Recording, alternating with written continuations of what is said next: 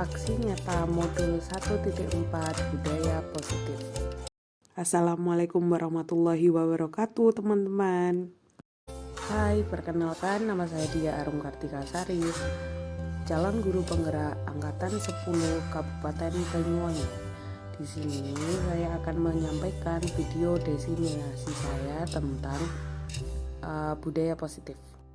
Berikut merupakan video diseminasi yang saya lakukan. Assalamualaikum warahmatullahi wabarakatuh. Waalaikumsalam warahmatullahi wabarakatuh. Terima kasih atas kehadiran dari rekan-rekan di sini.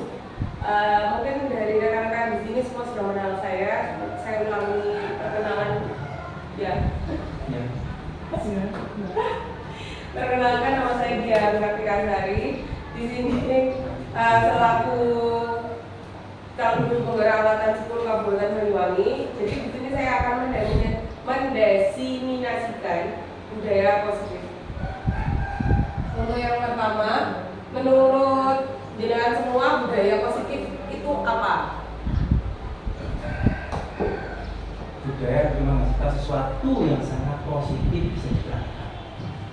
Budaya yang Pembiasaan yang bersifat positif. Pembiasaan yang bersifat positif. Tingkah laku, sopan santun.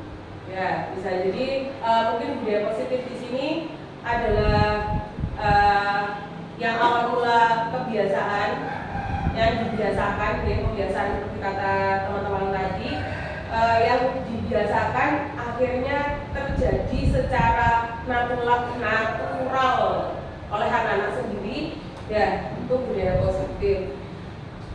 Nilai-nilai keyakinan atau kebiasaan di sekolah yang berpihak kepada murid. Nah, untuk budaya positif itu sebetulnya pada dasarnya setiap manusia itu mempunyai kebutuhan dasar. Nah, kebutuhan dasar yang sangat penting, kebutuhan dasar bagi kita, maksudnya manusia itu kan punya kebutuhan dasar mulai dari secara fisik maupun secara psikologis. Nah, kita pasti secara alamiah ya, secara alamiah itu kita pasti berusaha untuk memenuhi kebutuhan kita ya. Contohnya kalau secara fisik kita memenuhi dengan makan, minum, dengan kegiatan-kegiatan lainnya. Secara psikis mungkin salah satunya dengan rekreasi atau dengan bersosialisasi, itu juga termasuk salah satunya. Itu adalah kebutuhan dasar. Nah, kenapa kebutuhan dasar ini ada hubungannya dengan disiplin positif, dengan budaya positif? Karena apa? Berarti ketika kita mau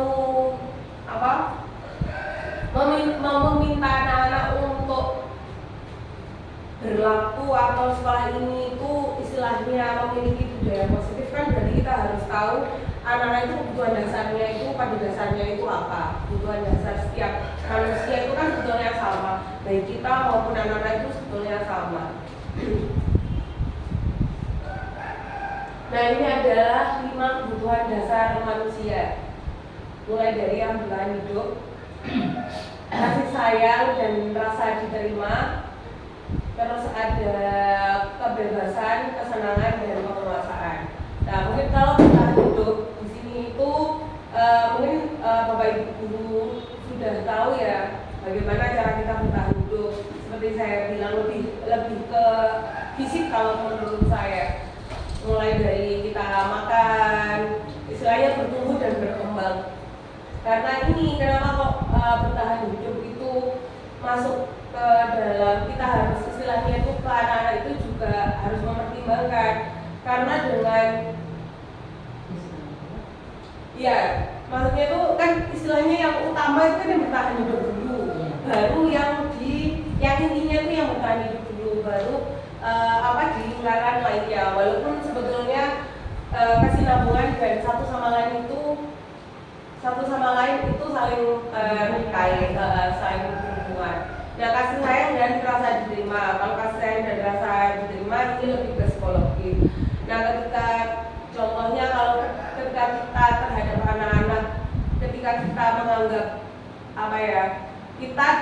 kalau kita sendiri saja tidak diterima di satu lingkungan, pasti kita akan merasa bahwa ada sesuatu yang tidak membuat kita nyaman. Begitupun dengan anak-anak. Terus kebebasan di sini itu maksudnya kalau untuk anak-anak itu mulai dari kebebasan dia mulai berpendapat, bagaimana cara dia belajar, itu sebetulnya kita sebagai guru bisa memfasilitasi, walaupun dengan istilahnya dengan batasan-batasan yang tidak membuat anak-anak itu bebas secara full, kan nggak mungkin ada orang seluruhnya bebas, itu kan tidak.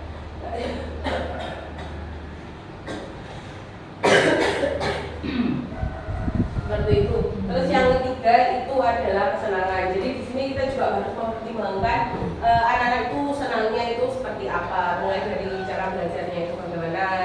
Jadi waktu istilahnya belajar tidak di forsir yang belajar full, mungkin kalau disesuaikan dengan tingkat pertumbuhan dan perkembangan anak. Kalau anak kelas 1, kelas 2 mungkin lebih banyak diajak bermain daripada untuk yang kelas-kelas tinggi.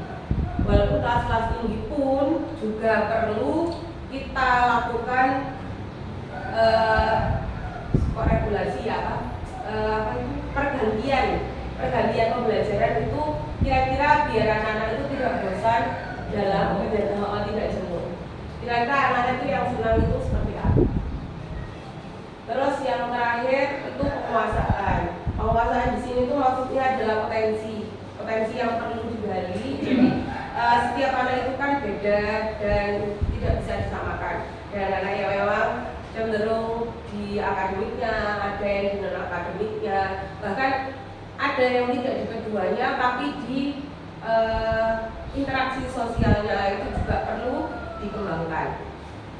Jadi seperti itu. Jadi kita harus tahu 5 kebutuhan dasar manusia ini. Kenapa? Karena ya yang kita hadapi adalah anak-anak selaku manusia.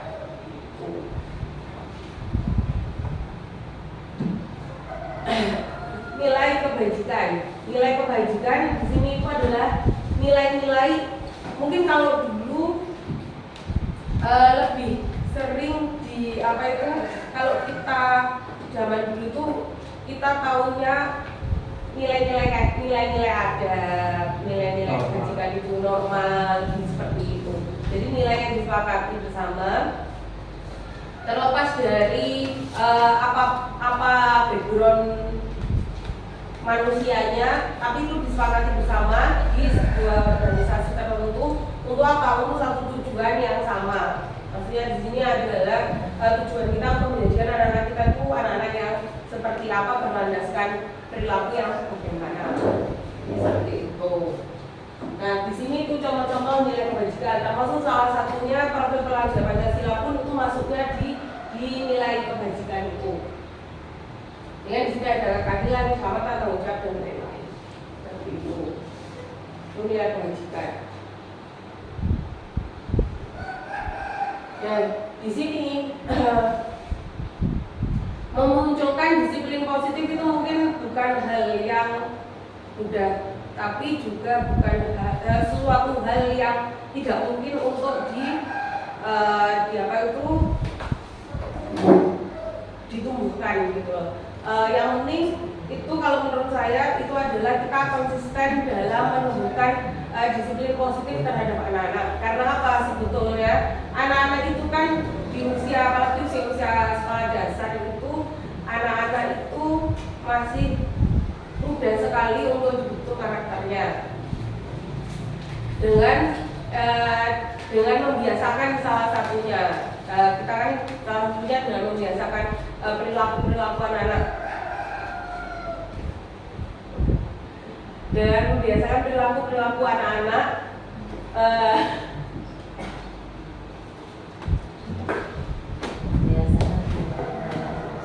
ya, membiasakan perilaku positif anak. Betul. Biar kita semua tidak bosan, mari kita ice cream.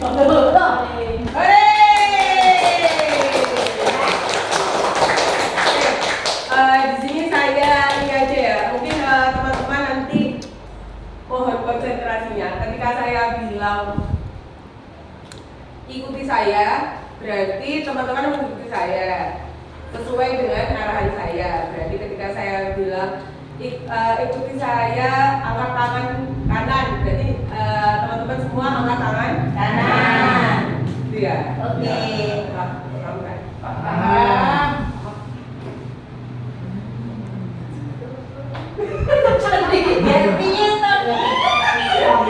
Kamu berangkating, udah ya.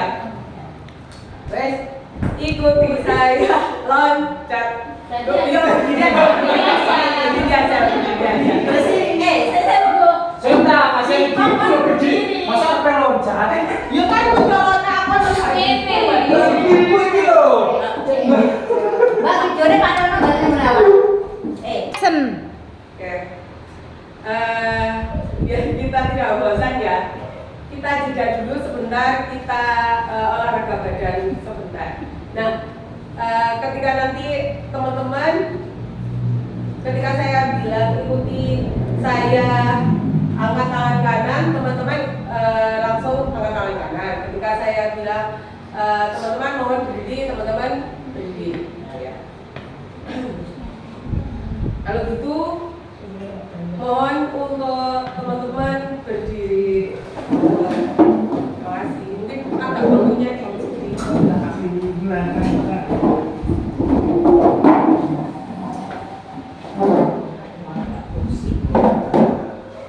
Ikuti saya, loncat, loncat. Ikuti saya, loncat kanan, Loncat kanan. loncat kiri, Loncat kiri. Tapi dia pakai putih. Oh iya. Ayo. Oh iya pahamnya. Ya, Ya. Tidak konsentrasi akhirnya. ya. Ini yang kata polanya. Ikuti maju ke depan, Maju ke depan, ikuti mundur ke belakang, mundur ke belakang. duduk. Mawar kurang konsentrasi. Kenal. Pak Farid kurang konsentrasi. Ke depan. Dan ada hubungan dengan Oke, mungkin terima kasih teman-teman bisa duduk kembali. Mungkin ada teman-teman yang mau memberikan tes breathing tambahan.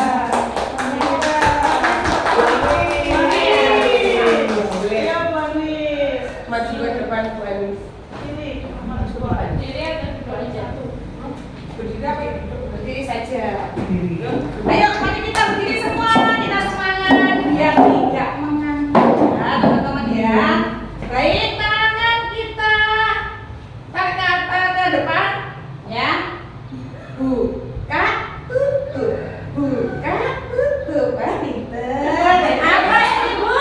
Ini adalah kegiatan lemas. Lemas. Baik, kita mulai. Buka, tutup,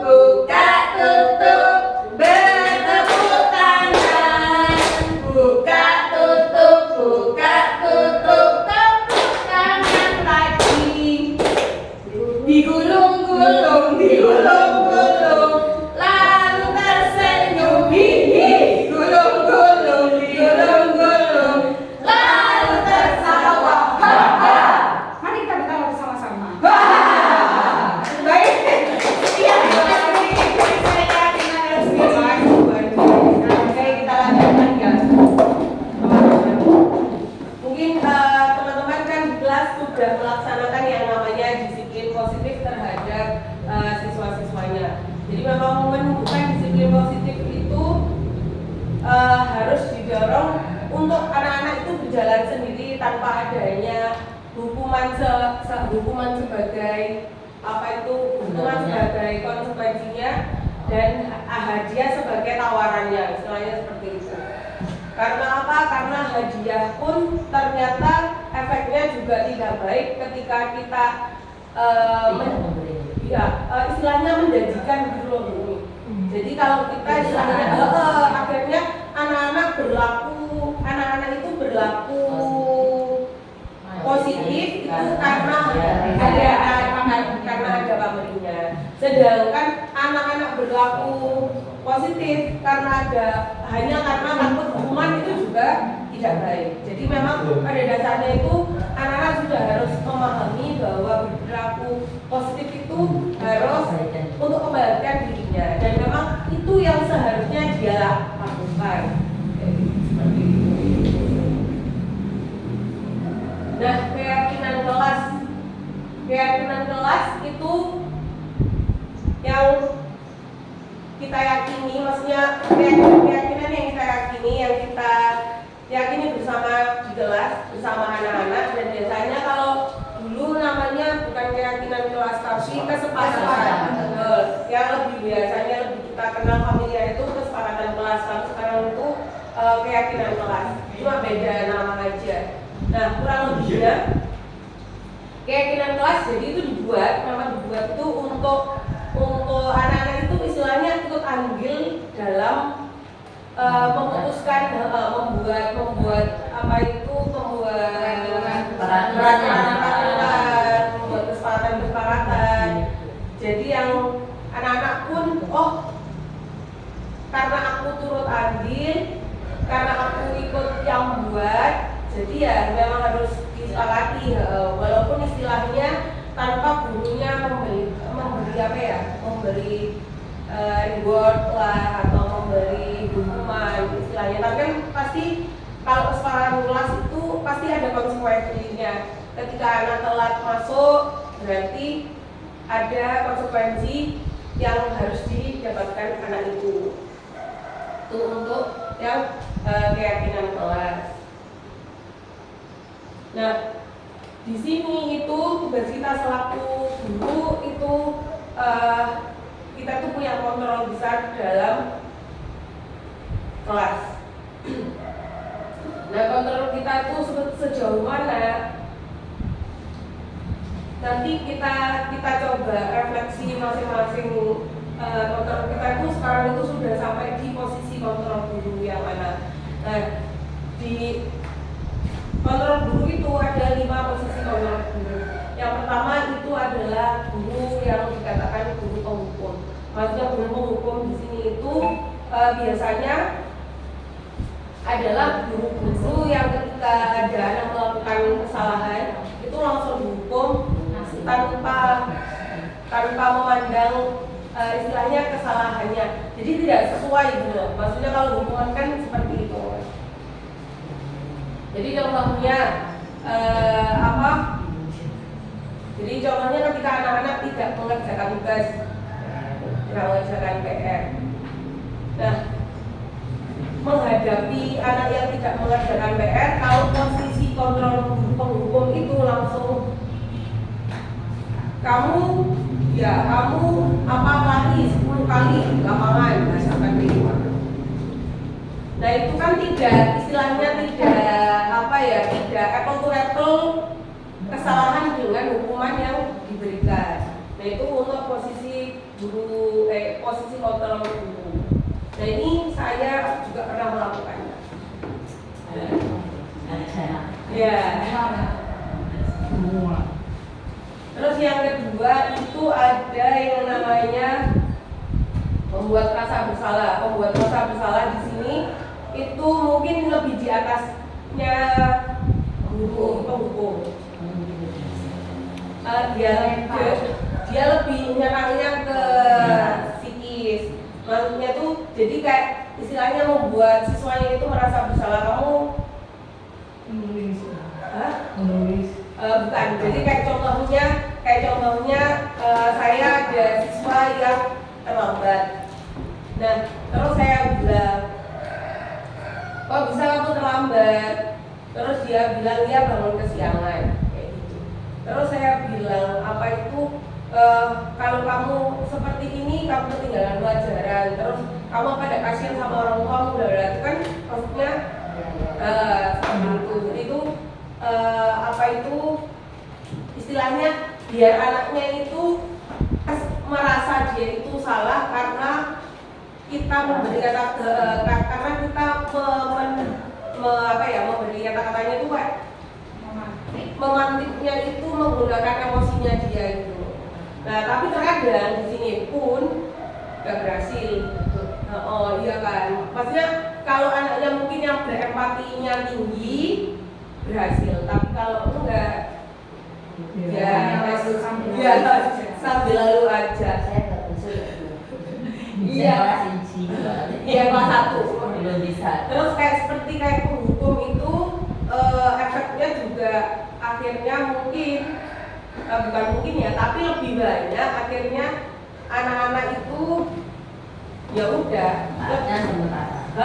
ya taatnya sementara karena takut hukuman. Terus yang kedua juga bisa apa istilahnya sebel marah gitu loh, kayak pegel apa sih? Pegel. Ya pegel, bahasa Jawanya kan kayak nggak sesuai gitu loh, terpaksa.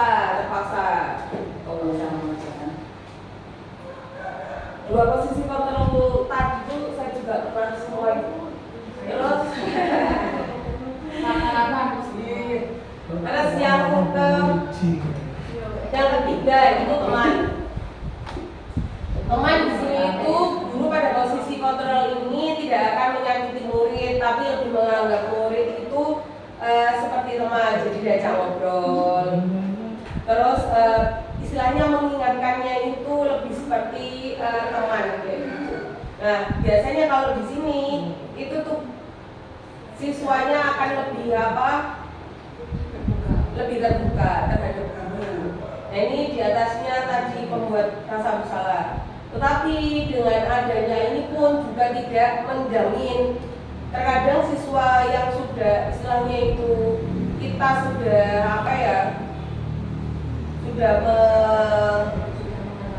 sebagai teman, ya kita memperlakukan sebagai teman agar dia terbuka. Hasilnya terkadang itu anak-anak itu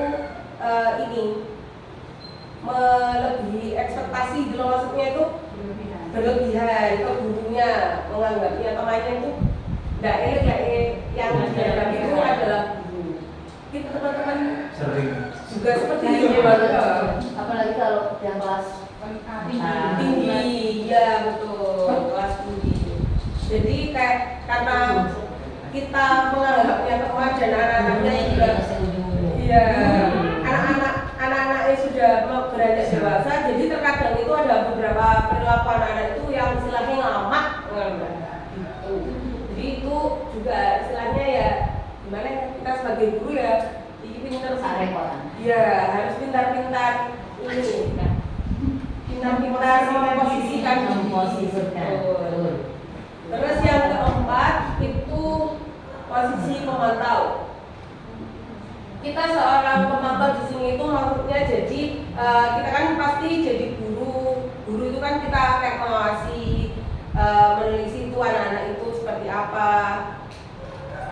Nah, dalam menghadapi masalah itu kita pun kalau di posisi pemantau itu lebih kalem. Jadi lebih kalem itu maksudnya ketika anak-anak ada melakukan kesalahan, anak-anak itu kita tinggal mengingatkan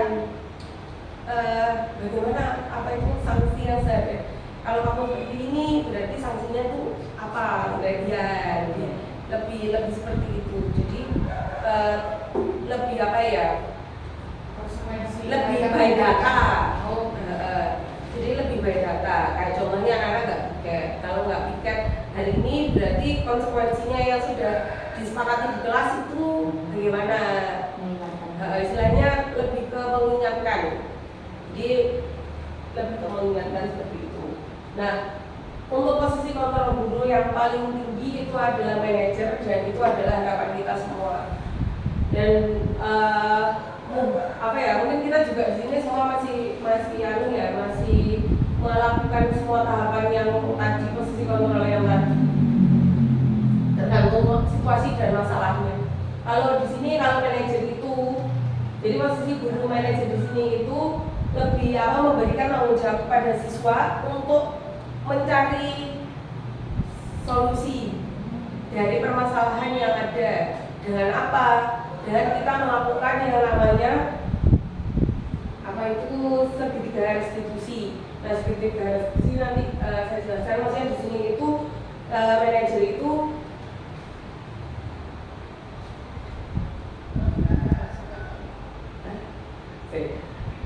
jadi maksudnya di sini manajer itu apa itu anak-anak itu diberikan kesempatan untuk merefleksikan apa sih kesalahannya, kenapa dia berbuat seperti itu.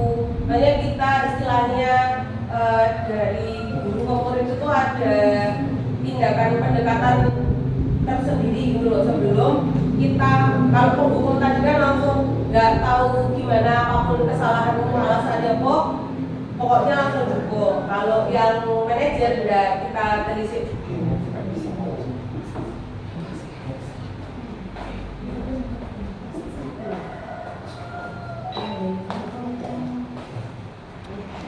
Nah, jadi di sini tadi ya itu adalah seperti ini contohnya identitas gagal.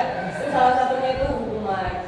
Jadi hukuman tadi itu maksudnya kan sesuatu yang menyakiti, menyakitkan, tidak nyaman untuk murid. Terus apa istilahnya korban mendapat keadilan. Terus di sini murid atau anak akan tersakiti. Mungkin karena apa? Tersakiti mungkin karena ada kata-kata dari kita yang memang kan kalau hukuman kan kita tidak mempedulikan tidak mempedulikan istilahnya kenapa anak-anak itu berbuat seperti itu kenapa. Dan sedangkan kalau konsekuensi itu memang sesuatu yang memang harusnya terjadi. Jadi ketika anak-anak telah 30 menit berarti anak-anak harus tinggal di kelas 30 menit kemudian, walaupun teman-teman sudah istirahat, anak-anak harus mengganti dengan 30 menit. Itu lebih konsekuen, lebih apa ya, lebih seimbang gitu. Kalau anak-anak telat 15 menit berarti kamu harus tinggal 15 menit lebih lama dari temanmu. Itu kan lebih apa, lebih sepadan daripada kalau anak-anak diminta untuk lari atau ngosek WC atau apapun yang istilahnya berupa hukuman. Nah, sedangkan kalau restitusi di sini itu jadi kita dan anak-anak berinteraksi untuk apa itu mencari kenapa sih kok anak-anak itu melakukan kesalahan. Nah, ini restitusi adalah proses mencetakkan kondisi bagi murid untuk memperbaiki kesalahan mereka. Jadi anak-anak itu tahu kesalahannya itu apa dan seharusnya memang tidak dilakukan. Nah, sedangkan kalau dia hanya dihukum, anak-anak itu terkadang tidak tahu kenapa kok dia tahu kenapa dia dihukum, tapi tidak menyadari secara alami gitu loh, kalau bahwa hal itu tidak boleh dilakukan. Akhirnya anak-anak kan diulang lagi karena itu. Dan sedangkan kalau restitusi di sini itu istilahnya kita mengembalikan ke anak-anak berefleksi. Kalau kata saya itu lebih ke berefleksi bersama anak-anak bahwa memang setiap orang itu pasti melakukan kesalahan, tapi tidak untuk dilakukan kembali. Jadi di sini seharusnya memang kita sebagai guru itu ya melakukan restitusi itu. Nah, kegiatan restitusi itu ada 3. Yang pertama, enggak ya tuh.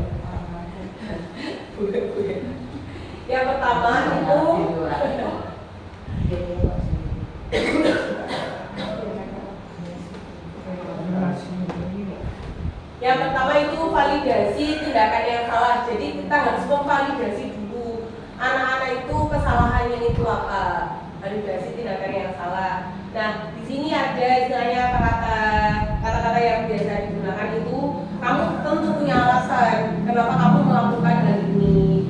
Terus ada juga ada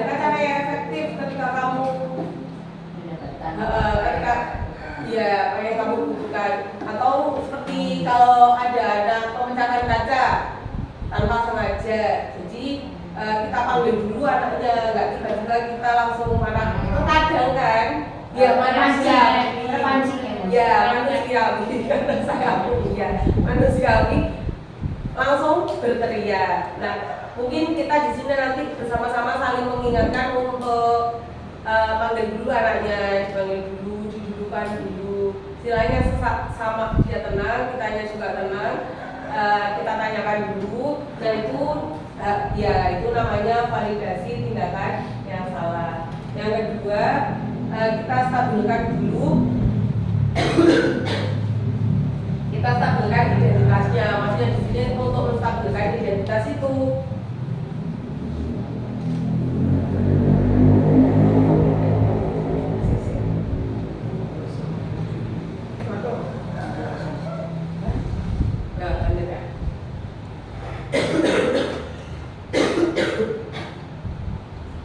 jadi untuk menstabilkan identitas itu adalah mengembalikan posisi anak-anak itu agar dia tidak, ketika dia melakukan kesalahan, kan ada anak-anak itu yang memang dia merasa oh saya memang salah, ada yang memang tidak paham kalau dia salah. Nah, jadi kita menstabilkan identitas anak dulu. Yang kedua baru kita memvalidasi tindakan yang salah anak. Nah, validasi tindakan yang salah anak itu di sini itu selaku guru ya kita menggunakan posisi manajernya kita tadi, seperti kita menanyakan kepada anak kenapa anak itu melakukan hal tersebut, bahwa melakukan tindakan salah itu tidak apa-apa, itu tuh seperti itu. Nah, di validasi tindakan yang salah ini kita nanti berefleksi ya sama anak-anak. Terus yang terakhir itu menanyakan keyakinan kepada anak-anak bahwa ketika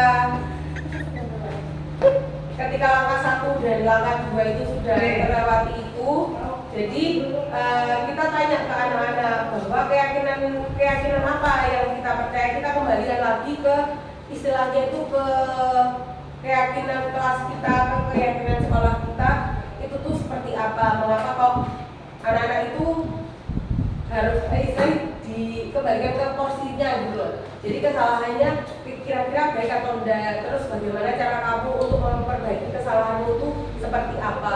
Jadi istilahnya kita tidak menghukum, cuma kita bersama anak-anak itu berpikir bersama kira-kira anak itu mampu memperbaiki kesalahannya itu dengan cara apa agar kesalahan ini tidak terulang lagi dan anak-anak itu tahu gitu loh porsinya bahwa dia itu salah. Jadi nanti anak-anak akan tahu, oh Bu, saya salah dengan ini, saya memperbaiki dengan ini, saya salah dengan memiliki kesalahan dengan Bu Deva.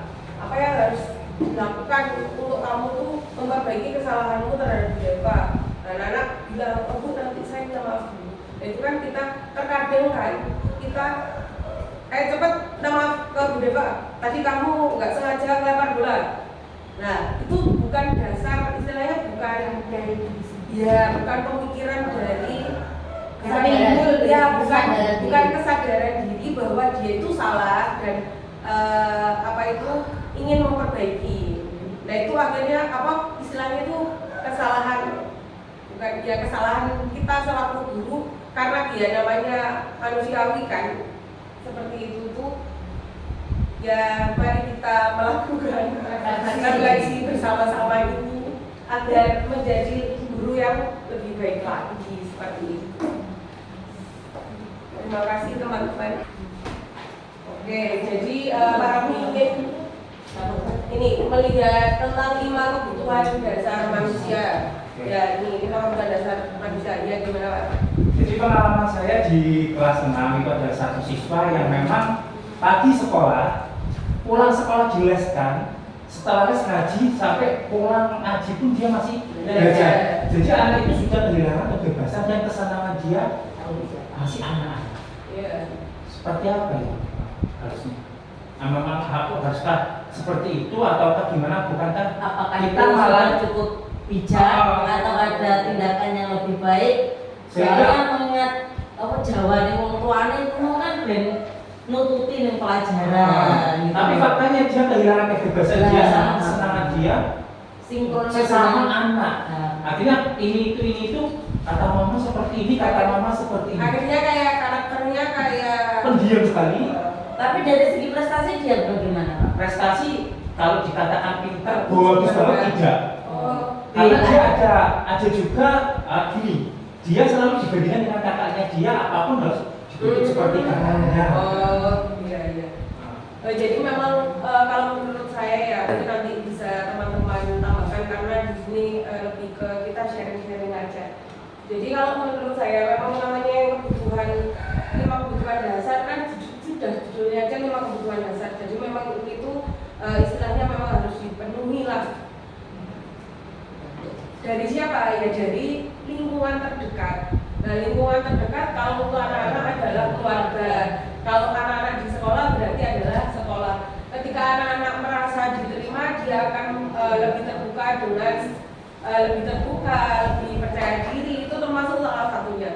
Tapi ketika anak-anak merasa dia tidak diterima, istilahnya tidak didengarkan, sering diabaikan, dia akan memang rata-rata akan menjadi anak-anak yang pendiam, tidak ya menarik diri. Akhirnya karena mau istilahnya apa ya, mau ngomong pun takut salah, takut dipikirkan, jadi kayak apa ya, takut Ngomong saja dia berpikir berulang kali mau langsung betul iya. Bahkan biasanya kayak gitu memang ada yang biasa catur.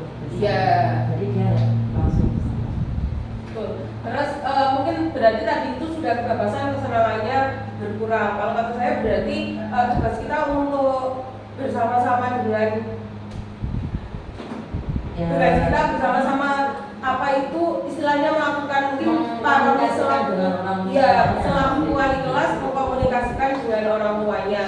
Terus yang kedua itu lebih ke apa itu selain mengkomunikasikan dengan orang tuanya, Pak Romi berarti di sekolah juga harus walaupun dia tidak secara keseluruhan mendapatkan kebutuhan dasarnya full dari rumahnya, tapi di sekolah di istilahnya juga sudah disediakan walaupun tidak bisa kita yang namanya ya optimal, tapi seenggaknya sekolah dijelaskan waktunya toh. Iya, tapi terkadang kan Bumi karena di rumah sudah seperti itu ya, akhirnya terbawa di sekolah pun pergaulannya dia itu terbatas karena dia nggak bisa membuka dirinya gitu. Nah, pemahaman ingat. Kalau gimana? Kalau misalnya gini, kebalikan dari Pak Romi ya. Dia di rumah kebalikan kebukan ya kalau Pak Romi. Kalau saya itu menurutnya dia lebih sering dikasih kebebasan. Jadi misalnya kebebasan. Jadi misalnya ada tugas, saya tanya kenapa nggak mengerjakan. Saya kemarin tuh dijemput temanku bu mau main gini. Kan waktunya belajar dulu. Enggak, temanku kan ngajak main. Akhirnya aku main. Aku tuh maunya main, nggak mau belajar. Kebalikan dari itu. Padahal kalau saya tanya secara di keluarganya, dia sudah beberapa kali, mungkin nggak sering ya, tapi hukuman fisik itu pasti ada nih. Tapi akhirnya kebawa ke sekolah ketika belajar, kalau sudah istilahnya capek ya udah nggak tahu capek bukan Akhirnya ada istilahnya anaknya tidak bertanggung jawab dengan apa yang sebenarnya dia aku tuh nggak mau mengerjakan PR, yang mengerjakan PR itu biar mama aja, aku yang main. Nah itu kebalikannya dari itu. Ya memang semuanya harus ada porsi yang seimbang. Memang ya namanya kita guru kan nggak bisa full 100% dengan anak. Jadi kita memang harus istilahnya kolaborasi dengan orang tua. Cuma kembali lagi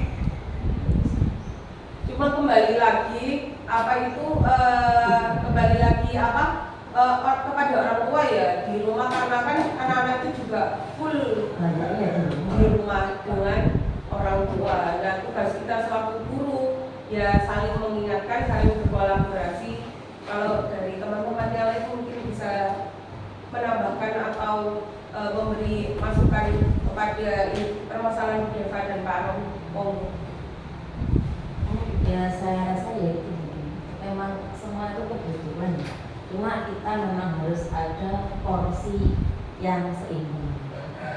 Ya main boleh, memang masanya anak-anak saya itu juga sering ngomongnya main. Kamu tuh boleh main, boleh menjadi selayan bulanan, tapi ada waktunya. Orang tua tak saya. Mungkin dari gue ini. Dari teman-teman yang lain. Mungkin dari teman-teman yang lainnya ada memberi tanggapan terhadap permasalahan Memang harus sering-sering sharing sama orang orang tua. tua. Iya, kalau saya juga. Atau memang harus sering kayak home visit berapa minggu sekali gitu untuk melihat kondisi rumahnya juga. Ya betul. Home visit. Soalnya Bu Yani memang Sering ngomong pelaku home visit kita. Oleh kalau saya home visit juga ini Bu Yani yang menemani. Jadi memang karakter anak di sekolah kita memang agak berbeda dengan di tempat-tempat yang lain karena mungkin juga Dengan santai. betul. Jadi ya memang istilahnya beragamnya itu lebih beragam daripada yang Di perkotaan. di daerah perkotaan atau istilahnya yang daerah pertanian seperti itu. Jadi ya kita istilahnya tidak boleh apa ya, tidak boleh capek-capek. Walaupun terkadang capek itu ya ada. Manusia. Iya, manusia wajar. Kita tidak boleh inilah, harus saling sering-sering mengingatkan orang tua juga. Saya pun juga seperti itu. Bahkan terkadang kalau memang istilahnya sudah kebablasan itu, jadi mungkin orang tuanya saya panggil secara pribadi untuk ke sekolah. Jadi saya dengan ibu kepala sekolah dan orang tua istilahnya ngobrol bersama untuk kebaikan anak-anak. Ya memang kita sebagai guru yang tugasnya ya seperti itu. Semangat teman-teman. Terus mungkin ada yang mau di-sharingkan lagi teman-teman.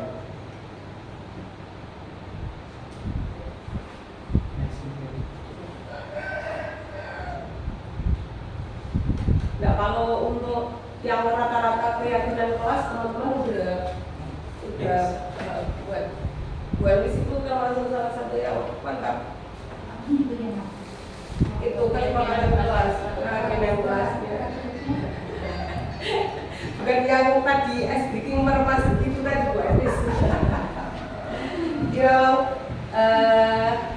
ya tugas kita untuk membimbing anak-anak, untuk menuntun anak-anak menjadi apa ya, menjadi sesuai dirinya, potensi dan karakternya masing-masing ya, nggak bisa yang instan. Jadi ya kalau kata Bu Eni, ini adalah kata Bu Eni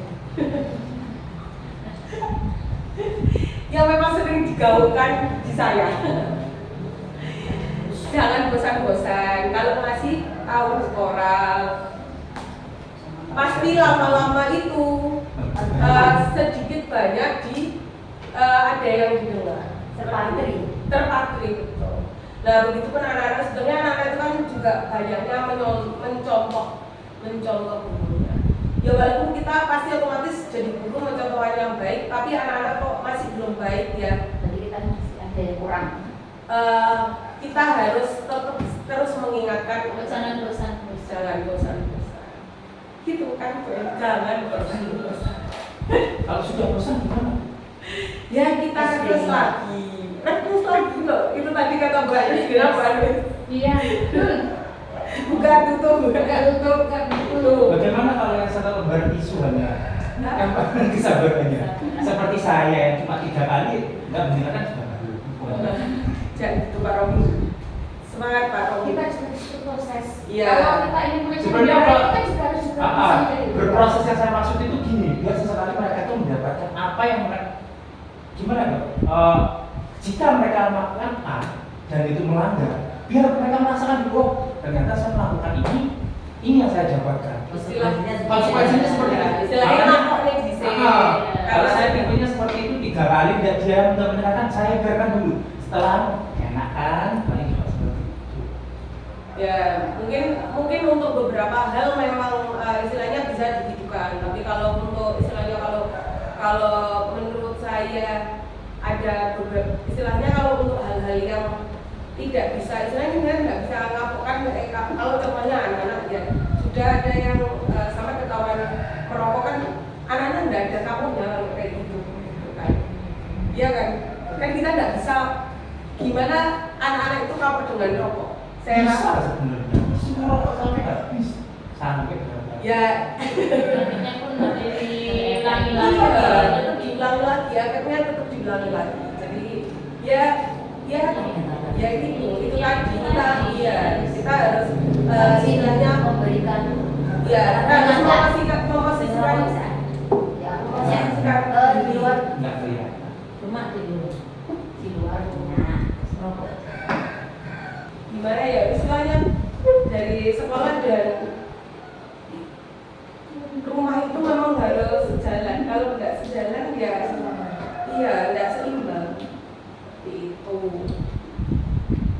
ya bagaimana teman-teman, mungkin ada yang mau didiskusikan lagi. Kalau tidak ada Waktu aja kok. next time kita bertemu lagi dengan diskusi-diskusi lainnya. Ya saya akhiri, terima kasih waktunya dan meluangkan waktunya di sini. Saya akhiri, wassalamualaikum warahmatullahi wabarakatuh. Waalaikumsalam warahmatullahi wabarakatuh.